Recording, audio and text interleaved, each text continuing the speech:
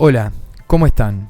Hoy, en base a la sugerencia de un comentario, vamos a hablar sobre la pérdida de la patria potestad. ¿Qué significa la pérdida de patria potestad? ¿Qué consecuencias tiene? ¿Y qué proceso sigue? En nuestro derecho positivo uruguayo, la regulación de la patria potestad comienza en el artículo 41 de la Constitución, que consagra un deber y un derecho para los padres. Dice este artículo: el cuidado y educación de los hijos para que éstos alcancen su plena capacidad corporal, intelectual y social es un deber y un derecho de los padres.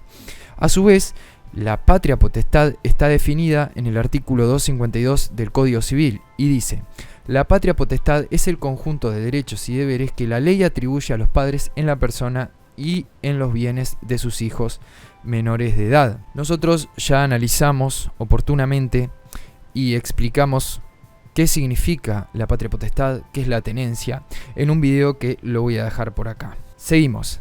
Nos dice el artículo 252 que la patria potestad será ejercida en común por los padres. Esta es la diferencia que hicimos en el video que les acabamos de decir, la diferencia entre guarda jurídica, que es la patria potestad, y la guarda material, que es la tenencia. La guarda jurídica, esto es, la patria potestad, será ejercida en común, los dos juntos, por los padres, sin perjuicio de las resoluciones judiciales que priven, suspendan o limiten su ejercicio. Acá tenemos que distinguir qué es la extinción de la patria potestad, qué es la pérdida de la patria potestad, qué es la suspensión de la patria potestad y qué es la limitación de la patria potestad. Tenemos que conocer los otros institutos. La extinción de la patria potestad se da por causas naturales como la muerte del padre o el cumplimiento de los 18 años del adolescente.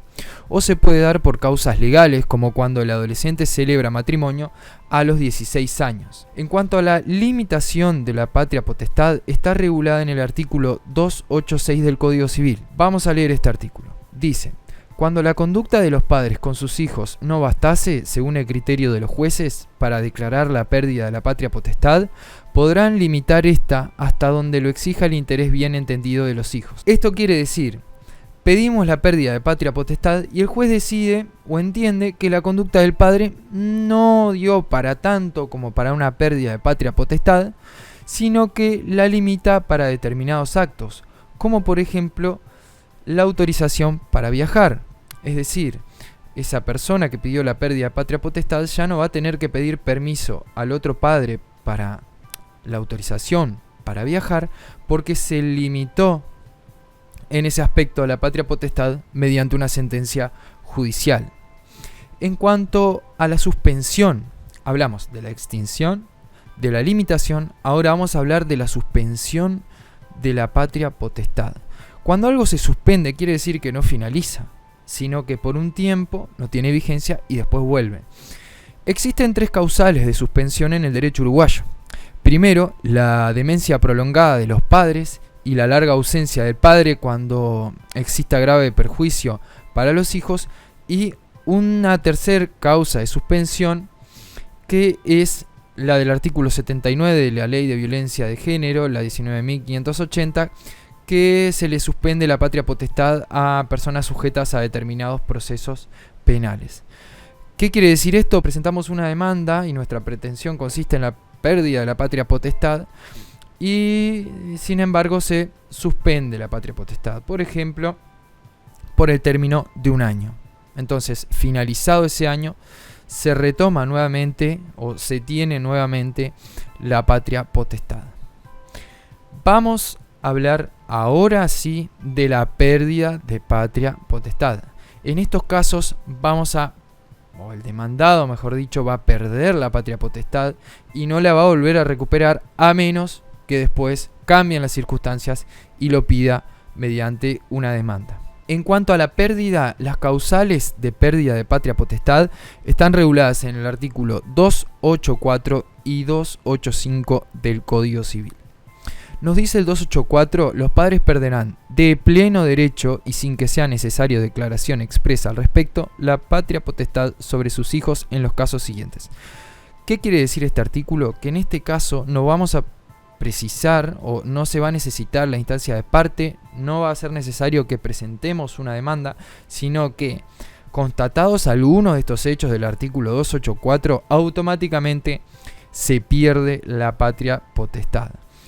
Vamos a mencionar solamente al pasar algunos, como por ejemplo, si fueren condenados por el artículo 274 del Código Penal, si fueran condenados a pena de penitenciaría, si fueran por algunos de los como autores o cómplices de un delito contra la persona de uno o varios de sus hijos, si fueran condenados 2 veces con penas de prisión como autores o cómplices de un delito contra la persona de uno o varios de sus hijos, en fin.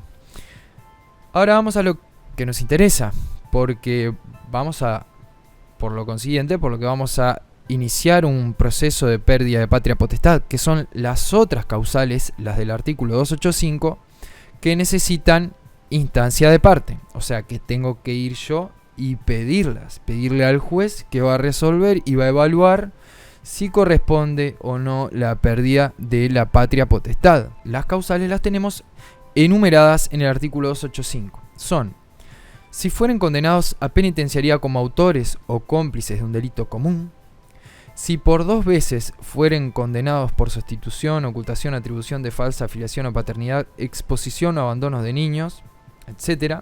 Si fueren condenados por cualquiera de los delitos del artículo 274 del Código Penal, con excepción del caso del numeral 1 del artículo 284, si fueren condenados por 2 veces a penas de prisión como autores o cómplices de delitos que hubieran concurrido con sus hijos, los que fuera de los casos expresados en el artículo y en el anterior excitaren o favorecieren en cualquier forma la corrupción de menores, por costumbres depravadas o escandalosas, ebriedad habitual, malos tratamientos, abandono de sus deberes, que puedan comprometer la salud, seguridad o moralidad de sus hijos, aun cuando esos hechos no cayeran bajo la ley penal. Después atención, este es el numeral 7, que es la causal que más se promueve o la causal más utilizada, que dice: si se comprobare en forma irrefragable que durante un año han hecho abandono culpable, tiene que existir culpa por parte del padre que abandona, de los deberes inherentes a su condición de tales. Esto también configura un delito, pero eso es un tema aparte en sede penal. Como decíamos, si se comprobara en forma irrefragable que durante un año han hecho abandono culpable de los deberes inherentes a su condición de tales, no prestando a sus hijos los cuidados y atenciones que les deben. Solo por causas excepcionales acreditadas debidamente, el juez podrá conceder a los padres la readquisición de los derechos de que hubieran sido privados por la causal expresada en el presente numeral 7. Después tenemos otra causal, como cuando hicieron abandono de sus hijos, en el numeral 8, y después la del numeral 9, que dice cuando no se conocieren quiénes son los padres y estos no comparecieren a hacerse cargo de sus deberes. Vamos a tomar la causal del numeral 7, que es cuando los padres abandonan a sus hijos, no se hacen cargo, no se comunican. Tiene que existir una total incomunicación. Los padres tienen que demostrar, o mejor dicho, no tienen que demostrar nada respecto de sus hijos, no se tienen que comunicar, no tienen que darle plata, no tienen que preguntar, saber cómo están. Es un padre totalmente ausente, no sabemos ni dónde vive. En ese caso podemos solicitar la pérdida de patria potestad. Y atención, en ese caso, y si se comprueba de forma irrefragable que ha hecho abandono culpable, no se puede utilizar esta causal de pérdida de patria potestad para decir, bueno, el padre no me escribe una semana, no me escribe otra, le inicio una pérdida de patria potestad y digo que no sé dónde vive, así no le tengo que pedir autorización para viajar. No, esa no sería una correcta utilización de la norma. ¿Cuáles son las consecuencias de la pérdida de la patria potestad? ¿Qué significa que una persona pierde la patria potestad? Primero que nada, esa persona que perdió la patria potestad pierde los derechos como el usufructo y la administración de algunos bienes de sus hijos. También el derecho a la guarda o a la tenencia. También, ojo, el derecho a visitas, la jurisprudencia ha entendido que no se pierde por perder la patria potestad y que de hecho es un paso que se tiene que dar, pedir visitas para recuperar la patria potestad una vez perdida. Seguimos. Otro de las consecuencias de la pérdida de la patria potestad es que no quiere decir que el padre que haya perdido la patria potestad no tenga la obligación de pasar alimentos, sino que esta no se afecta. Más bien no sería una consecuencia, sino sería algo que no se afecta. el padre pierde la patria potestad, igualmente el hijo le puede pedir alimentos, le puede pedir pensión alimenticia. Y además esta pérdida de patria potestad no afecta las relaciones sucesorias. Como decíamos anteriormente, una vez perdida la patria potestad se puede recuperar, pero si cambian las circunstancias, y eso lo va a apreciar un juez según el artículo 296 del Código Civil. Vamos a tomar como ejemplo la causal del 285, numeral 8, que era aquella en el cual el padre hacía o hace un abandono del hijo y no sabemos nada de él. Vamos a hablar del proceso. ¿Ante quién presentamos la demanda de pérdida de patria potestad? El artículo 206 del CNA dice: es juez competente para conocer en los juicios de pérdida, limitación, suspensión o rehabilitación de la patria potestad el juez letrado de familia en Montevideo y los jueces letrados departamentales del domicilio de los padres, y cuando el domicilio no sea conocido, el de la residencia del niño o adolescente.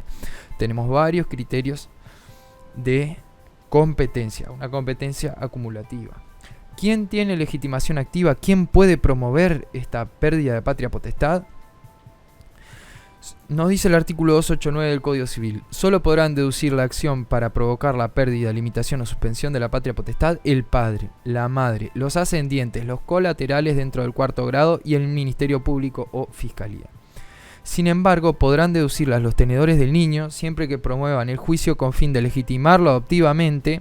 Esto es cuando hay un caso de adopción, invocando la causal prevista. También le concede la legitimación activa al INAU. Además, los padres deberán ser oídos en todos los casos.